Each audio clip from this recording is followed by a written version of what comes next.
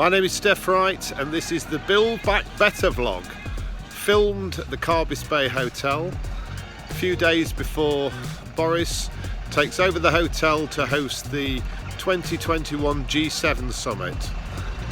The place is swarming with builders, all desperate to get the job done in time for global leaders to land in this beautiful part of Cornwall. The key topics that I'm going to cover in my Build Back Better vlog are the climate and natural environment emergency, health and well-being, and the empowerment of all people in society. The G7 summit naturally is going to focus its message on global political leaders and on the PLC companies that control the world.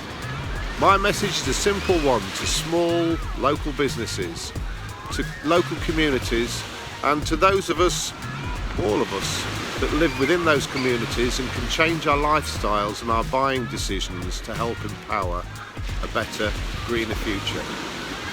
So, let's start with the climate. Probably the most important thing on the agenda, because if we don't look after the planet that sustains our life, then we're all screwed. The net zero carbon targets need to be far more challenging than the 2050 target set out by our government. The government needs to stop being influenced by the PLCs who just want to drag their heels and maintain business as usual. This is a massive opportunity for small businesses to set targets of 2030 or 2025 ideally, and persuade their buyers, the consumers, to move over to buy from businesses that are being far more progressive and ambitious in the way that they're addressing their impact on the environment. I'm just down near one of the two car charging points here at the Carbis Bay Hotel to tell you that our Gusto Homes business has been innovating in low energy homes for over 20 years. We've been building solar electric homes for the past 5 years, and from 2022 none of our new homes will have gas central heating systems, and where possible all our new developments will be net zero carbon communities. We need planning authorities to make it mandatory for all new developments to be net zero. It's not difficult. We don't need to wait for Barrett's to switch over to net zero carbon in 2040, or for the likes of Persimmon, who will do whatever they can to reduce their build costs and maximise profits. Small businesses can make that move now, and local authorities should be encouraging that to happen. By ensuring all new homes are built to zero carbon standards now, the building systems and technologies needed will become more mainstream and reducing cost, enabling the bigger challenge of improving the older existing homes in our communities to be upgraded so that they can stay warm without the need to burn gas and oil. Every year we delay starting this process, we end up with more homes that are not fit for the future. Behind me is the restaurant that Boris and his guests will be using during the G7 summit. Building Back Better isn't just about building better homes, it's about healthier lifestyles.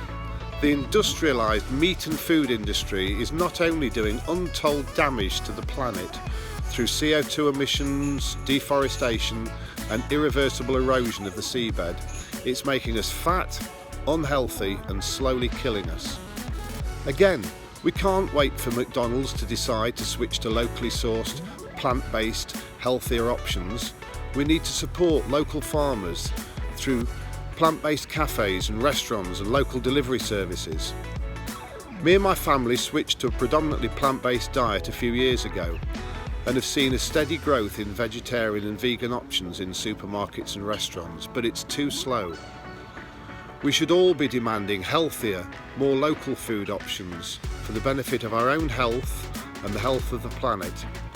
This is a fantastic opportunity for local farmers, cafes and restaurants to start a healthy, local food revolution to feed the communities and help us build back better. Behind me is a swimming pool, which is still under construction. The builders are working hard to get everything ready for Boris and his guests arriving here in a few days' time. Cornwall played its part in producing the mined minerals which powered the Industrial Revolution. Building back better is not going to happen if we rely on Jeff Bezos's Amazon to supply us with all the crap that we don't really need from China. It's going to need to be driven by UK manufacturers making good quality products in factories that minimise their impact on the environment. Our Rotatech business employs 140 excellent staff, and alongside a range of innovative products, we're Europe's biggest manufacturer of sailing dinghies and electric powered boats. We face challenges ahead as we aim to reduce our CO2 emissions, but we're on it, and we're keen to play our part in producing the products needed for a more sustainable future. Quality products which last and add value to the local economy. So let's get Britain manufacturing, and let's get micro businesses flourishing within our communities that not only make things but mend and repair things, just like the tinker, the tailor, the candlestick maker used to do many generations ago. And finally, as Boris and the G7 leaders sit and discuss how they're going to build back better, they need to realise that the biggest resource they have available to them are the people within our communities. The ideas and innovation needed won't just come from the white, male, privileged individuals who currently hold power. It will come from empowering all sections of society. People with different backgrounds and life experiences working in collaboration will create the innovation we need. During lockdown, I did a DNA test and discovered that my great-great-grandparents were Jamaican slaves. I should have known this from my curly hair. Understanding my heritage has given me a better understanding of the way that the system works to favour those in control. However, if we focus on building back better by empowering our local communities, we stand more chance of ensuring all members of our communities benefit from playing their part in shaping their future, rather than us all being pawns of Jeff Bezos's vision for the future. My message to the G7 is a simple one: empower local communities. They will come up with the answers. Let this be the start of the end for the environment-damaging, fossil fuel-driven global companies, and the start of the end for Amazon's global ambitions, and the beginning of a new, greener, healthier and fairer world. Community by community, local business by local business, we can build back better. Thank you.